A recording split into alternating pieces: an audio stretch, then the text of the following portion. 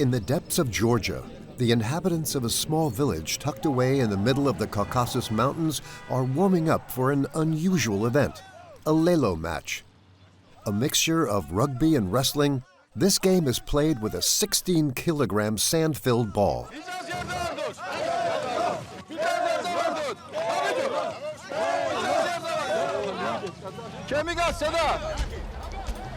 In a few minutes, the match will kick off.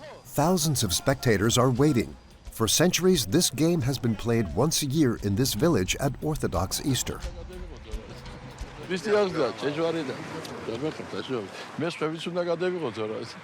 Each year, the competition starts with a ritual. The village's Orthodox priest Saba blesses the ball with wine.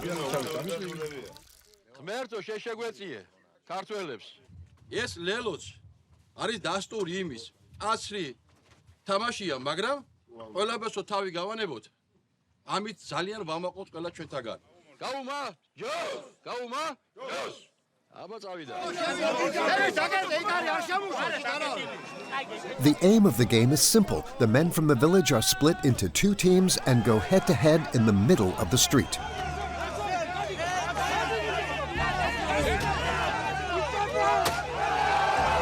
And to win, unlike rugby, they must get the ball to a specific place on their side, which is decided before the game. Other than that, it's a free-for-all.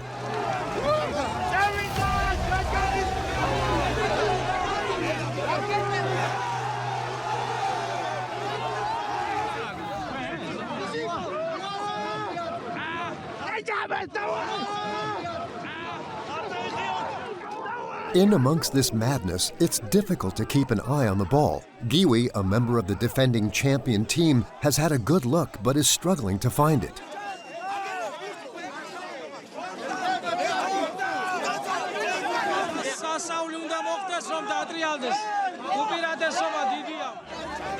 In the scrum, Mako, one of the leaders of the opposite team, is struggling to make his way through.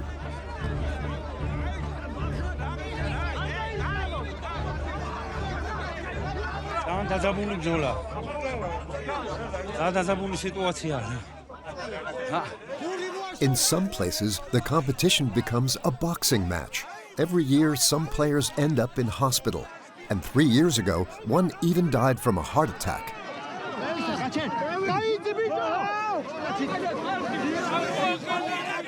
A team of paramedics try their best to help the first of the injured players.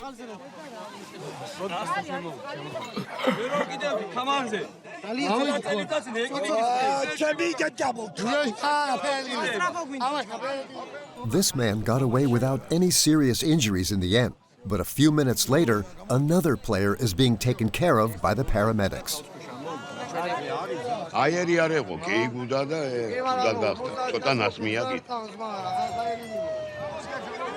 Despite the slaughter, the game continues on. They've been playing all day, and now the game has tipped in favor of Mako's opponents.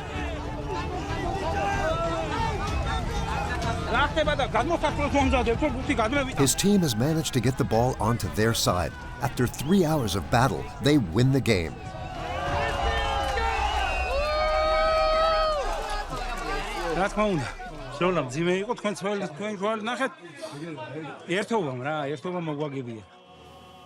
Surprisingly, the after-party takes place around a buffet at a cemetery. The winners celebrate their victory here to pay tribute to their dead. That doesn't shock anyone here, as the community are big believers, but they're also quite lenient with their faith. And this isn't the only paradox that exists in this country. A 4.5-hour plane ride away from France, Georgia is a former USSR state that has recently turned a very liberal corner. No bigger than a single region in France, it borders Russia, but since their invasion of Ukraine, its 4 million inhabitants have turned their back on their neighbors to get closer to Europe. Everything is set here.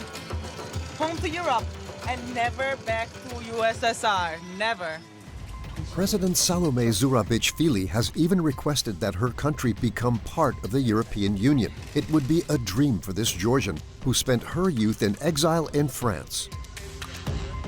La Géorgie, depuis toujours, ne voit de perspective dans cette région compliquée où elle se trouve qu'en Europe.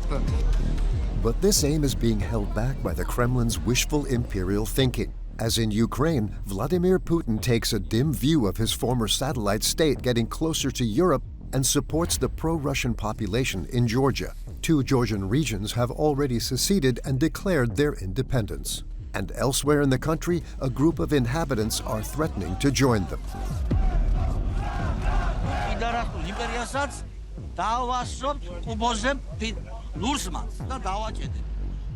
This heinous speech aside, a swing towards Western values has made this country an enclave of freedom in a very unstable region.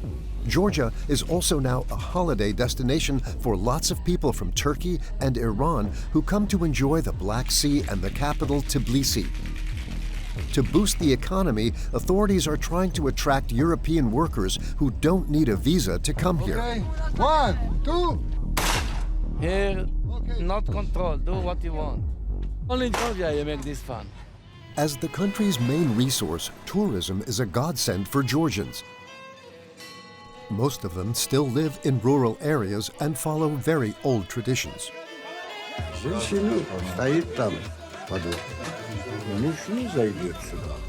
Welcome to Georgia, a young liberal democracy torn between the East and the West and under threat from Russia.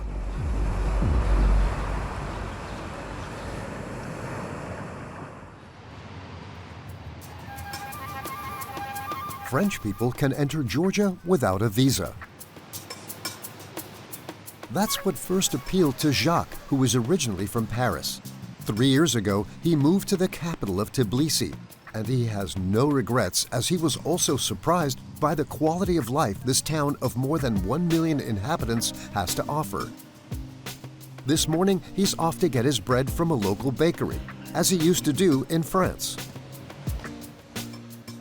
Камаржобет. Хлеб готов? Свежий такой? Горячий. Ой, классно. Можно мне 2 свежих? Вау. Donc ça, c'est le meilleur pain du quartier. Georgia is well known for its food. Here, the bread is made using a traditional method in these stone ovens. Il décolle le pain du mur et je l'achète chaud. Ça fait 1000 ans qu'il prépare le pain comme ça. C'est 1 lari 20 le pain, c'est à peu près 30 cents. 30 euro cents, 4 times cheaper than in France. Спасибо вам большое. До скоро. On average, the cost of living in Georgia is 3 times cheaper than in France, which is an additional bonus for Jacques. At 47 years of age, this globetrotter has already lived in several countries and works in finance. He works for himself and manages his business over the internet, so it was relatively easy for him to move abroad. On passe par les petites cours pour arriver à la maison. On est dans le vieux Tbilisi, qui est un quartier un petit peu délabré, mais qui est en train de se faire restaurer petit à petit. Très populaire auprès des touristes, parce que ça a beaucoup de charme. In the past, Tbilisi has been invaded by the Persians, the Ottomans, and the Russians. Its architecture is therefore a mixture of all these cultures. Jacques lives in this slightly dilapidated building, which is typical in Caucasia, on the top floor with no lift. C'est bon pour les jambes. Yeah. In the Soviet era, the building was a state communal apartment building where several families lived. Allez, salut. Tiens, prenez quoi. Sortez du four. Jacques bought a 110 square metered apartment for 110,000 euros and lives there with his Russian wife, Diana, and their pink-tailed dog.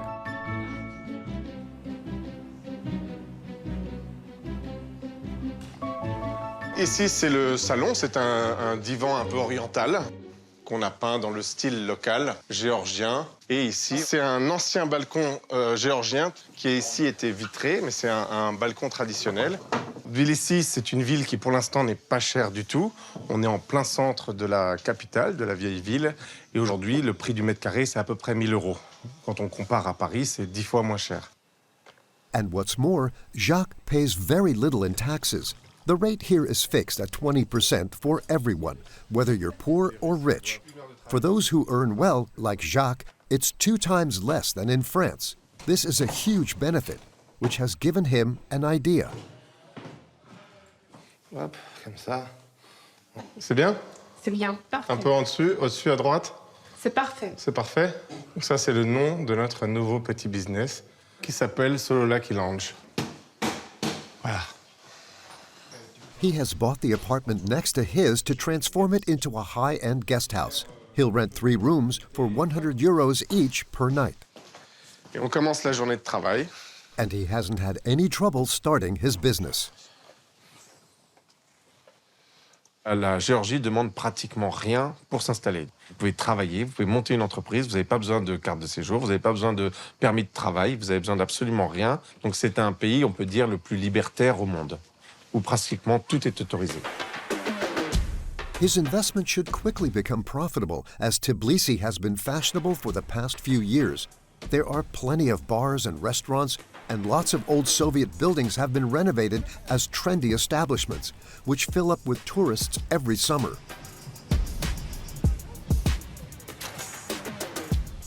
It's in one of these symbolic places at the highest point of the city that Jacques is meeting up with his friends to celebrate the opening of his guest house. Oui, viens. Salut. Around the table, he's joined by Georgians and other French expats like himself. Alors les amis, c'est pas magnifique ça? Donc là on a tout Tbilisi devant nous.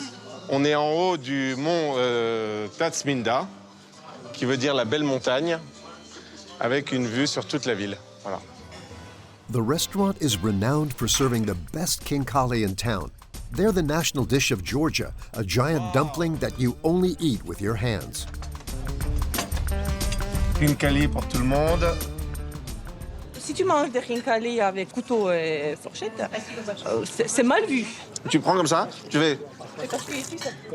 Tu te brûles la langue, tu te brûles complètement.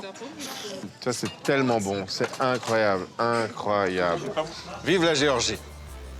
Jacques has fallen in love with this country and doesn't see himself going back to France. It must be said that in the past 20 years, this former Soviet republic has been completely transformed. Georgia has become the leading destination for millions of Russian, Turkish, and Iranian tourists hungry for the freedom they have here to totally let themselves go. Bye. I'll see you later. One of their favorite places to go is Batumi, on the coast of the Black Sea, the second largest city in the country.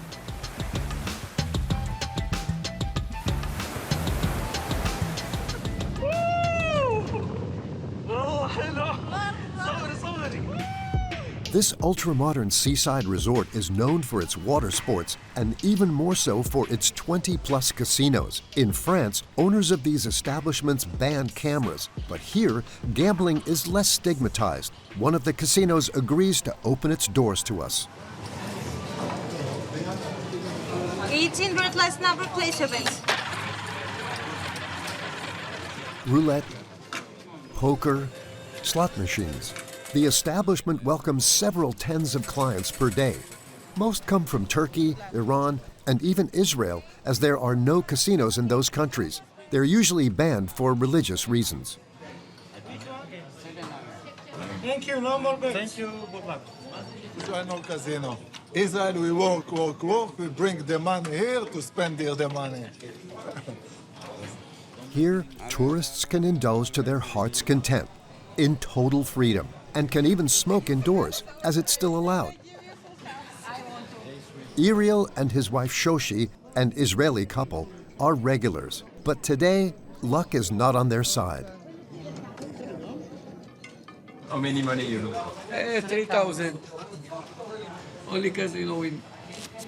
But we have hope to win. For you. Okay. To keep the customer spirits up and encourage them to play more, the casino employs salespeople like Yoam. Hi, my friend. Everything is okay? Yes, everything. Yes, you need something? Yes, I need them $1 million. $1 million. I give you $2 million, my friend. Everything is okay? Good luck. Good luck. Yoam's job is to entertain them, and so he's not afraid of anything. In between two gambling sessions, he organizes amazing excursions. This afternoon, along with other customers from the casino, Iriel and Shoshi, the two Israelis, have been invited on a quad bike tour. Followed by a surprise, a clay pigeon shooting session high above the city, just 500 meters away from the first houses. In Georgia, it's totally legal. זוז אתה, זוז, מצטלם, נדבק אליי, זוז. יש. יש, רגע. 1, 2. Bagadi. In Israel, it's, you can't make this. 2 minutes, police and all the security, all the army. Here only in Georgia you make this fun. Maybe. Look, down you have apartment, people live. Maybe it's here, not control. Do what you want. Some people seem comfortable, but Iriel and Shoshi are less so. Like all Israelis, they have completed their military service, but they never really enjoyed guns. Okay, 1, 2, go. תעקוב אחריה! עקה והערה ולא לכיוון. מה זה חלש? תשמע, אתה צריך להתרגל לדבר הזה, מה? זה כמו שאני אביא אותו לעשות פיצה, הוא לא יודע. אתה מצלם אותו, את חאלד עשית אלווי? צילום שושי, בואי נצלם אותך עם זה. רגוש כמו בקזינו? Yes, no. In casino, very good.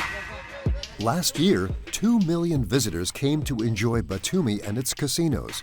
And there should be even more of them in the years to come, as the town expects to open around another 20 establishments. This 180-degree change started 20 years ago, when the country started trying to get closer to the West, and especially to Europe.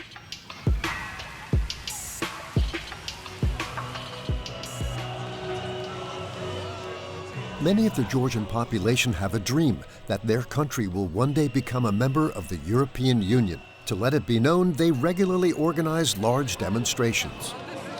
Everything is set here. Home to Europe and never back to USSR. Never. Today, in the center of Tbilisi, more than 70,000 people have taken to the street to say no to Moscow and yes to Europe.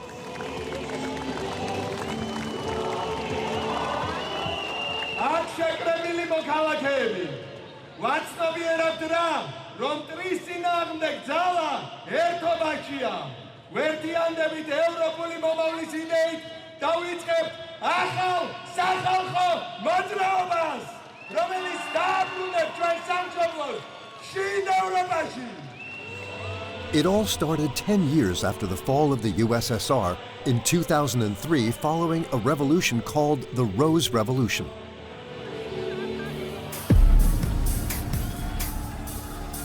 At that time, the pro-Russia head of state, Eduard Shevardnadze, was accused of electoral fraud. After several weeks of protest, he was overthrown by protesters who symbolically held roses in their hands. Today, 20 years later, those in favor of an alliance with Europe are still in power. And it is one of their representatives, Salomé Zourabichvili, who is president of the country. She's a modern and liberal French Georgian who is at ease in front of the press.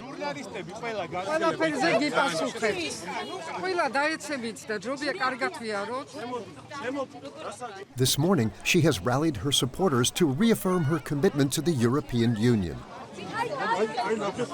La Géorgie, depuis toujours, est tournée vers l'Europe et ne voit de perspective dans cette région compliquée où elle se trouve qu'en Europe. Donc il y a une responsabilité géorgienne de mener à bien toutes les réformes qui feront de nous un vrai pays européen, un pays jusqu'au bout européen, où on sera un peu plus organisé pour les conférences de presse.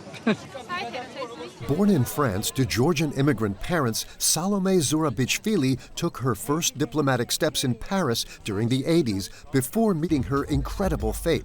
In 2003, at the same time as the Rose Revolution, Jacques Chirac named her as the ambassador to France in Georgia. And very quickly, the Georgian president at the time offered her a position as a minister in his government. In 2018, she reached the ultimate achievement in this young democracy. she became the first woman to be elected president.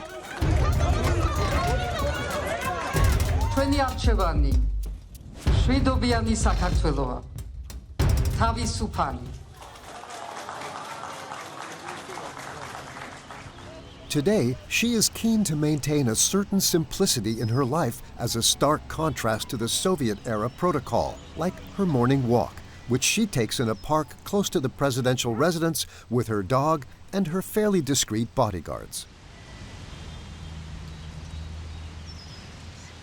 C'est plutôt calme en Géorgie, on peut se balader comme ça dans la rue. D'abord, on peut se balader comme ça, et ensuite, je pense que c'est nécessaire de changer un peu du style qui était celui des présidents de l'ancienne époque. C'est-à-dire C'est-à-dire de bloquer les passages, là où se déplaçait le président, il fallait qu'il n'y ait personne d'autre, et une sécurité absolue. La police ne s'arrête pas pour le président. Ça, c'est particulier.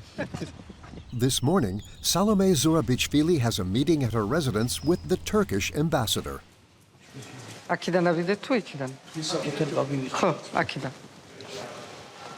Since the beginning of the war in Ukraine, the threat of conflict looms over Georgia as well, so she holds regular diplomatic meetings to strengthen alliances in the region. Giving the letter of my president to you, say that I'm perishing the youth. This is mine, it's about food. So I hope you all enjoy it. It's supposed to be present and it's supposed to be used. And she's trying to maintain a risky balancing act. On the one hand, continuing to get closer to Europe, and on the other, keeping the head of the Kremlin sweet. Il est clair que l'on évite toute provocation ou confrontation de la Russie. C'est-à-dire dans quelle mesure? C'est-à-dire qu'est-ce que vous... Par exemple... Vous fâchez pas la Russie, par exemple? Non, c'est pas ne pas fâcher la Russie. C'est ne pas la confronter inutilement, ce qui est deux choses différentes. The president knows she has to tread carefully because the two countries share a 700-kilometer border. And since Russia doesn't want to lose its influence in the region, it will do anything to win over its former satellite state. Two areas populated by pro-Russian people have already seceded, South Ossetia and Abkhazia. The UN does not officially recognize these two countries, but they declared their independence with the help of the Russian army. And since then, there has been a border between them and Georgia. For many Georgians, this is an unacceptable situation, so they've decided to not let it go. David works year-round as a tour guide, but he has also created an association to denounce what he considers land theft. He regularly patrols the length of the new border that separates South Ossetia and Georgia with his colleagues and the police. Occupation line we have on the right side. You see this location, I think 200, 300 meters, not more. His objective is to observe the Russian troops' movements and make sure that the enemy doesn't gain any new territory. He often discovers changes to the border. Border goes straight vertically up to this hill, and installing this barbed wire here, they gained 80 hectares. It's huge amount, and it did not happen only here, but it happened along the whole occupational line in Georgia. To have proof of this creeping occupation and be able to speak out about it, David and his teams take photos and use drones. I think that they don't see now the drone because I have a good height. South Ossetia is a territory of 4,000 square kilometers, so about as big as a small French department. It has 50,000 inhabitants and is led by an autonomous government. But it remains under the control of Russian forces. Using his drone, David can observe their military bases located less than a kilometer from the border.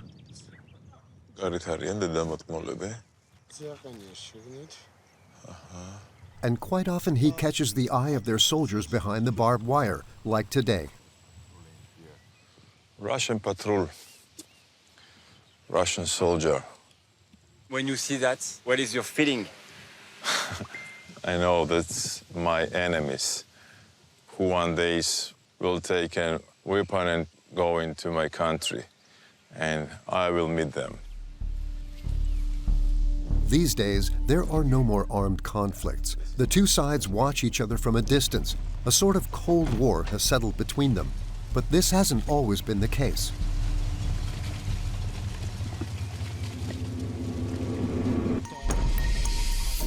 Everything started just after the fall of the USSR in 1992. Georgia, which was part of the Soviet Union, declared its independence. But the two border regions, Abkhazia and Ossetia, decided to join Russia. A bloody war broke out. Supported by the Russians, the separatists managed to break away. Some years later, in 2008, the Georgians tried once more to reclaim their land with no success. The result being that 30,000 inhabitants had to flee their villages.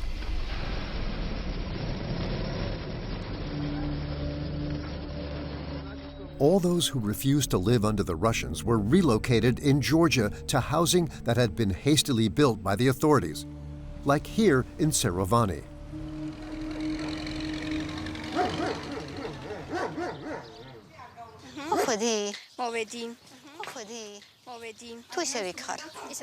Nana and her family live in this 60-meter squared house. During the war, the young woman was 28 years old. She worked as a municipal employee in a small town in Ossetia. Overnight, her and her family had to leave their beautiful house, leaving almost everything behind.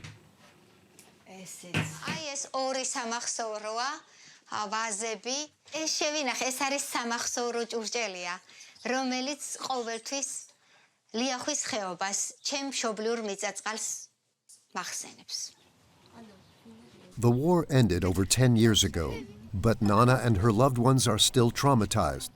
Her mother still has nightmares.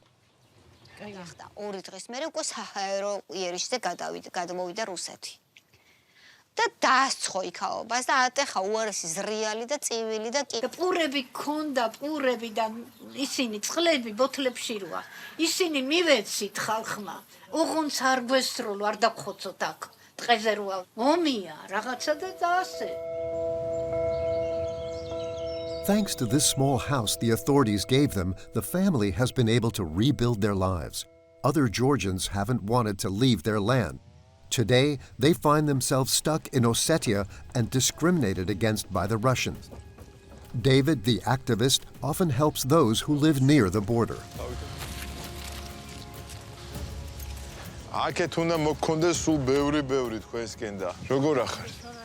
This morning, he passes over the barbed wire some provisions that he has brought for Valia, a lonely Georgian who only has a small pension.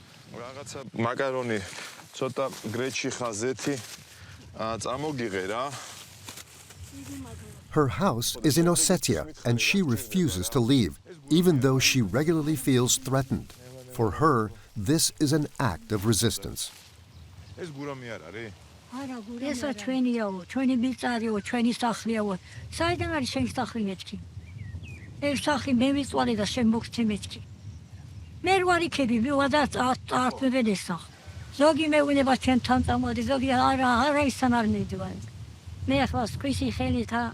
ჩვენი ბებუ არის ყველასი, მე მგონი, ავიცი, საქართველოში ყოველ შემთხვევაში მინდა რომ ერთ დღეს ვალებებოს მავთუხლართების გარეშე ველაპარაკო. რომ აი თქვენ სახლში ვიქეიფებთ აქ რა. მოვა ეს დღე აუცილებლად. David won't give up hope, even though he seems doomed to lose this battle. In Ossetia, the pro-Russian government has cut all ties with Georgia. And it's the same in Abkhazia, the other independent state. Over the past few years, Abkhazia has become a top holiday spot for Russians. We have managed to enter the state. After about a half-hour drive from the border, where the buildings still carry scars from the war, the atmosphere changes completely. This is Gagra, a seaside resort that is very popular with Russians for its Soviet palaces and its miniature replica of the Eiffel Tower. It was built at the request of a hotelier who wanted to give his establishment a touch of romance.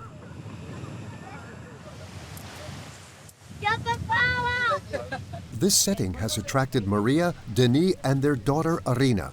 They've come here from Siberia. They've come to spend a week in the sun in a Soviet-style 4-star hotel hidden among the trees.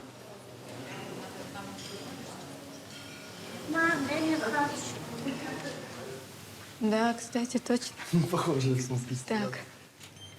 Maria and Denis usually spend their holidays in the Mediterranean, but due to the war in Ukraine, they decided to come here, and in the end, it has worked out simpler for them. In Abkhazia, the official language is Russian and the currency is the ruble. On top of that, prices are 20% cheaper here than in their country. Удобно, что когда с ребенком ты отдыхаешь, можно не думать о том, куда пойти покушать, искать какое-то кафе. На человека, да, вы правильно говорите, на человека. 5000. На человека. С питанием. Здесь, в принципе, все друг с другом вот общаются, дружат. Дружественная страна. Дружественная. Like Maria and Denis, 90% of the hotel guests are Russian. So Rosmak, the hotel manager who is originally from Georgia, takes good care of them. It's almost lunchtime, so he's inspecting the dining hall. Пожалуйста, можете ложку добавить сюда? Через 5 минут начинается рацион. Придет сюда на рацион более 350 человек. Каждый голоден, и каждый от нас ждет чего-то нового. Поэтому мы всегда пытаемся удивить. Кондитерка, собственные компоты, производство, все здесь на месте. Today, the manager has also asked the waitstaff to celebrate Nadyeja's 57th birthday. She's from Moscow and is on holiday with her husband. This special attention makes the retired couple happy. Like many Russians, they feel at home here. Здесь, это же наша страна, мы же одно целое были в свое время, поэтому, может быть, и... я даже не раздумаю, я сразу скажу, что придет время, и все страны, которые все рассоединились, воссоединятся в свое время, да, придет время. And the hotel manager Rosmak isn't going to contradict her. Although he's originally from Georgia, he doesn't hide his pro-Russian position. In fact, he's taken on double nationality, a right which has been given to all Abkhazians. В немецком клатче лежит. Надеюсь, что он здесь. Да? Российский паспорт. Лена. Конечно, говорят, родной язык тот, на котором ты думаешь. Вот я думаю на русском языке. Но когда мы болеем за футбол, мы говорим там «наши». Если сборная России, всегда Россия это была как бы, да, что-то родное, это как вторая родина. Like Rosmak, the people of Abkhazia have definitively turned their back on Georgia. They see their future with Russia. However, Georgians see this situation as an illegal occupation of their land. And today, the threat doesn't just come from outside the country. Even within Georgia, militant conservatives dream of a future beside Russia. Each year, they organize spectacular demonstrations in the capital, Tbilisi.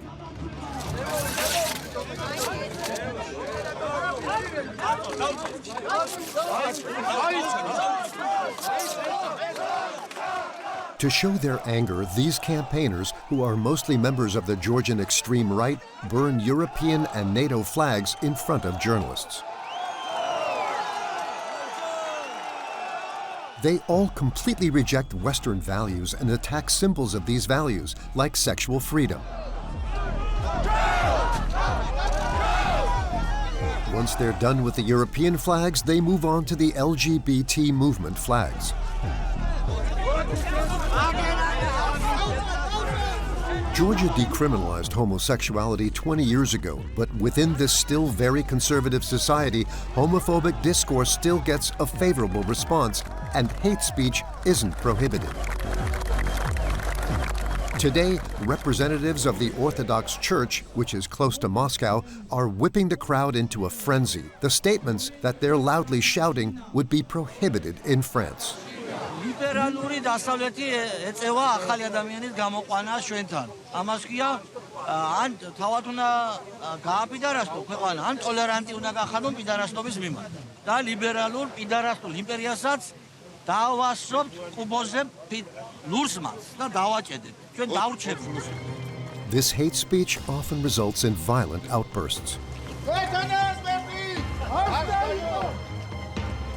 Last year, during a similar demonstration, extreme right campaigners ransacked the offices of the local LGBT movement before lashing out at Georgian journalists who were covering the event. One of them, this man who had been beaten up, died from his injuries a few hours later. Behind these often violent demonstrations is a man that many applaud. Konstantin Morgoshia, a 40-year-old businessman who made his money in real estate and who has become one of the leaders of Georgia's extreme right.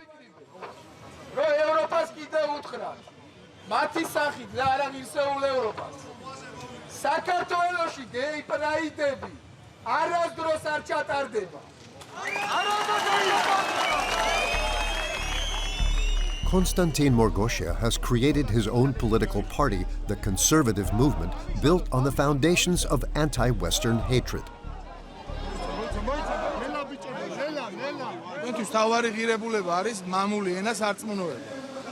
ევროპისთვის ისეთი ევროპა, სადაც ჩვენ ქართველები მათ უნდივართ, ისეთები, სადაც აქ გეი პრაიდები ჩატარდება, უზნეობის მარშები ჩატარდება და სადღაც. In Georgia, Konstantin Morgoshia boasts about having more than 80,000 campaigners and 10 times as many supporters. He has also an impressive weapon when it comes to spreading his ideas around the country. A television channel that he finances himself, called Alt-Info. He regularly appears on the channel to discuss his anti-European thoughts.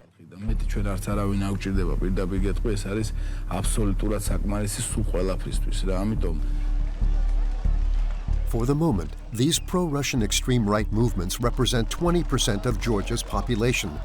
But this hateful rhetoric is spreading among the most disadvantaged. And in Georgia, poverty affects almost 1/3 of the population.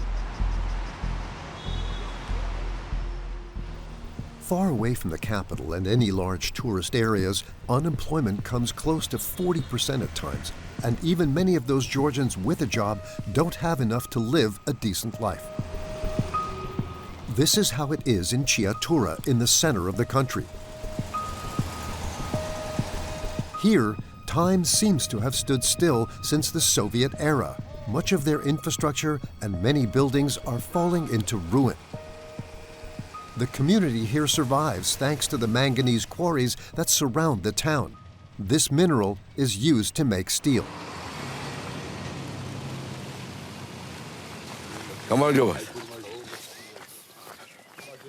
It's 9 a.m. and Kara is about to start his shift. He has worked at this quarry for 20 years in buildings that haven't been renovated since the beginning of the 20th century.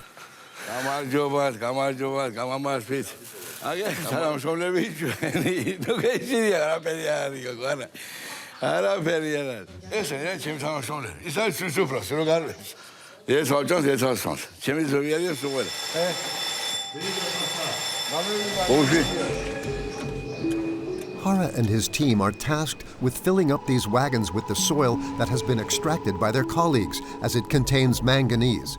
They load up to 350 tons per day.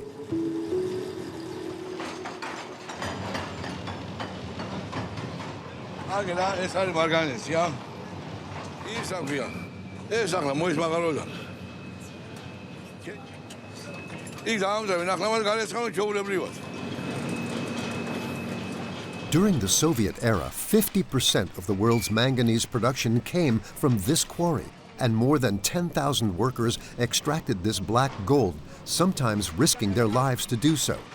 These days, the mineral is running out. So certain parts of the operations have been completely abandoned, and there are only 4,000 workers left.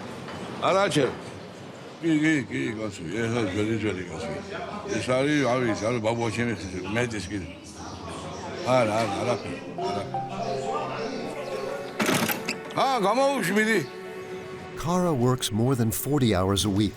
He doesn't wear a helmet or workman's boots. The health and safety measures here are practically non-existent. But this family man doesn't have much choice, as jobs in Chiatura are few and far between.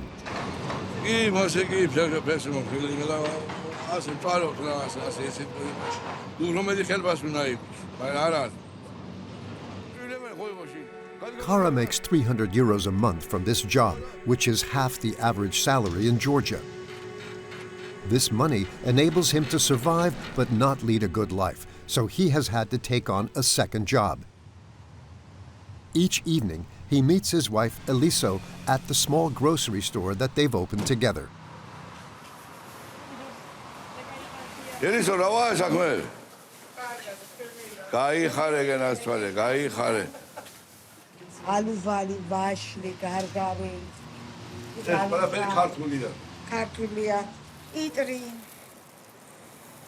Before running their business, Eliso was a nurse, but that only made her 70 euros per month.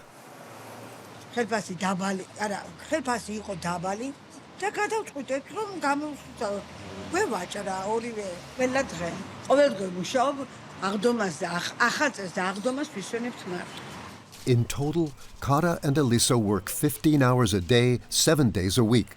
Combined with his income from the quarry, the profits from the business enable them to make 800 euros between the two of them per month. They use this to support their family. The couple live in a rundown building in the city center, which was built 50 years ago for quarry workers when Georgia was still part of the Soviet Empire.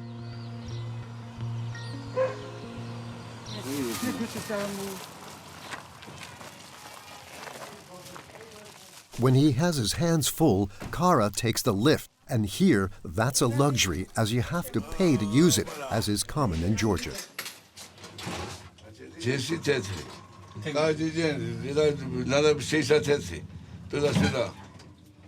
At the end of the month, going up and down in the lift can cost him more than 10 euros.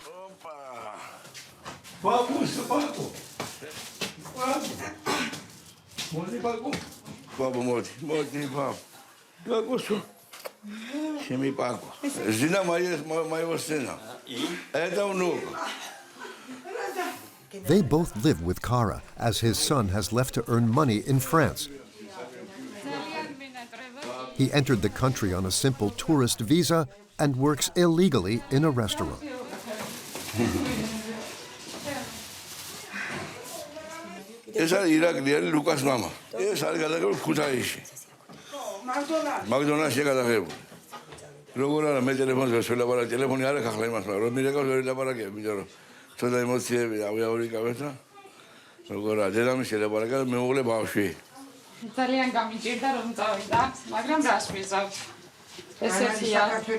საქართველოში არ გვაქვს ისეთ პირობები, რომ არ წასულიყო. არ არის ისეთი ანაზღაურება, რომ ვიმუშაოთ ახალგაზრდება, არ არის სამწუხაროდ, რომ ოჯახი ვიარსებოთ, ესე ვთქვათ.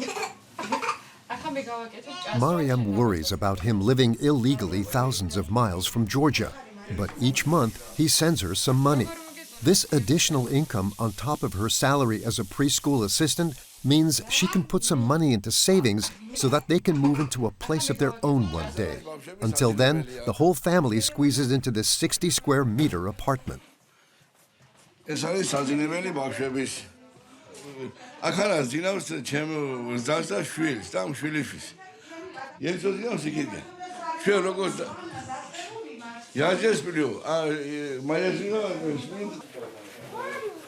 Scant comfort, but thanks to this solidarity, Kara and his loved ones manage to get by.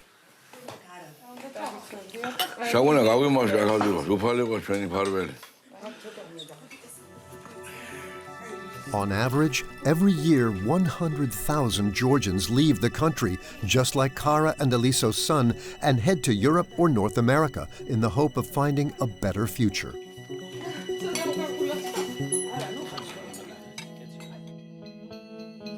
To stop this emigration and develop the countryside, Georgian authorities are promoting ecotourism. Georgia has a bit of a hidden treasure in its fairly untouched and exceptionally beautiful scenery.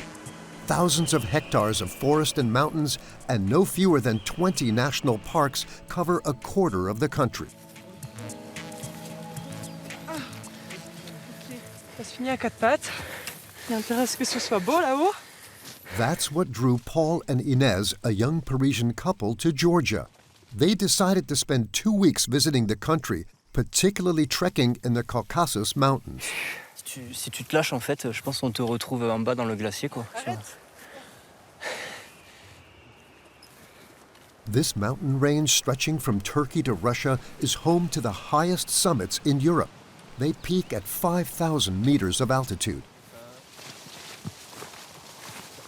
On a l'impression d'être seul au monde des fois, donc ça c'est vraiment chouette, quoi. Ça ouais, change. Ouais. Ça change des sentiers de grande randonnée, style en France ou dans les Pyrénées, par exemple, il y a beaucoup de monde, quoi, en fait. Tu n'es jamais tranquille. Des fois, tu veux pique-niquer, il y a quelqu'un à côté. Là non, là, c'est... T'es seul et tu te dis, même s'il m'arrive quelque chose, comment on va faire, quoi, sur le trajet. Paul couldn't have said it better. The Caucasus can also be very dangerous. And he'll realize it even more when he tries to cross this fast-flowing river. C'est bon. Là, du coup, c'est le moment compliqué. Ah non, moi ça me stresse trop, je vais me faire embarquer. Non, c'est pas trop profond. C'est juste qu'il y a beaucoup de courant, en fait. Beaucoup de courant et qu'il y a des gelées. Ah non, mais moi je veux pas voir ça. Val! Yeah. Non, mais moi c'est mort, j'y vais pas. Paul came within an inch of disaster, and Inez is terrified. But she's in luck, as a few moments later, she sees a man with a horse. He's a local who knows these dangerous waters well and has set up a business. Ah là là. Merci le cheval. For 10 euros per person, he transports tourists across the river.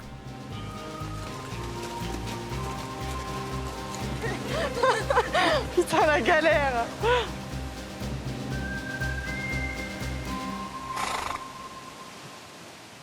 The couple are going to regain their composure in a guest house a few kilometers away.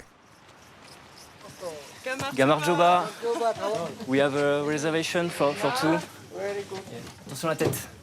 Paul and Inez have reserved a room at an unbeatable price. On fait comme d'hab, je prends la fenêtre. Ouais, parce que moi je prends des bêtes. Pour ça, c'est 70 gels, donc ça nous fait, ça doit faire 25-30 euros, je pense. Ouais, 25 euros la nuit, avec les petits-déj inclus, donc voilà. In total, their 4 days of hiking will cost them less than 200 euros, including accommodation and food. In these rural areas, the arrival of tourists is a godsend, because without them, the locals couldn't survive. Lots of the villages here are falling into ruin, like this one with the fortified towers. Before, they were used to watch enemies coming from afar, but today they're falling apart.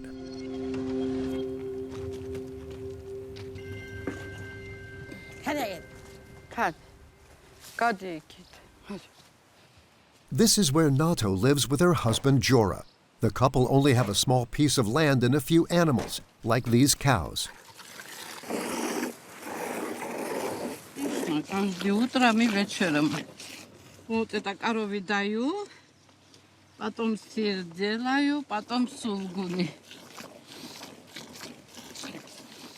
This business isn't enough to live on, so, like most of their neighbors, they benefit from the ecotourism that is developing in the area. They've set up a guest house. Да, картошку тоже есть, ну, не хватает. За деньги, за бизнес. Each year, the couple welcomes almost 500 holiday makers. From this, they make around 5,000 euros, which is around the average salary in Georgia.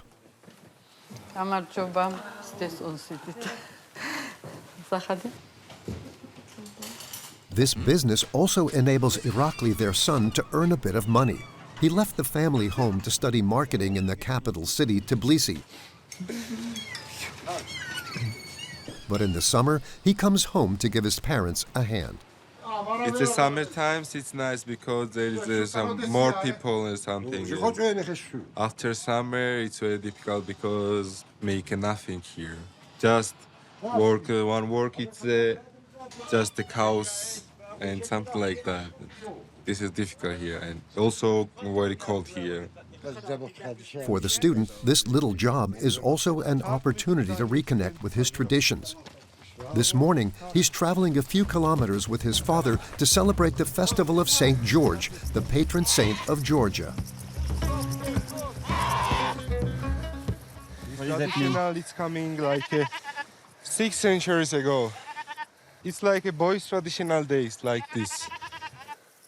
In these remote areas, society is still very patriarchal. The worship of men lives on strongly. The man is the one who must provide for his family, so all couples want to have boys, and this festival is celebrated in their honor. Around this little chapel in the middle of the mountains, the villagers have prepared a big barbecue and organized traditional activities like this weightlifting competition with stone.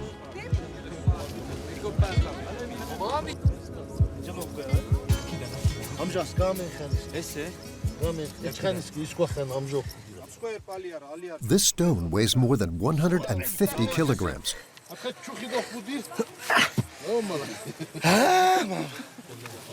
Participants must lift it and keep it in the air for as long as possible.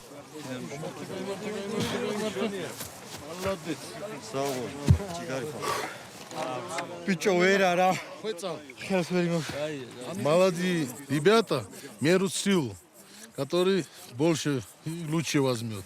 Чтобы наше село было сильным. Jora and his son Irakli haven't come for this show of strength, though. They've come to pray in the little chapel and ask their saint for boys.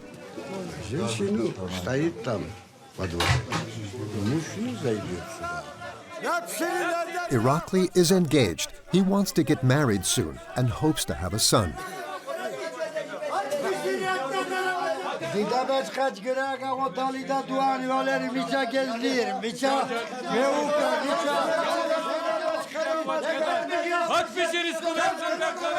Boy, it's like more important also. Boys are its first name and your name are its all the time, all the life. Even though Irakli has led the life of a modern city dweller in Tbilisi, he is still bound to his traditions. In Georgia, their traditions are long-lasting, but these days the country's people have their eyes resolutely set on the West, and authorities have an active policy to promote the equality of the sexes, which is necessary to one day potentially be able to join the European Union.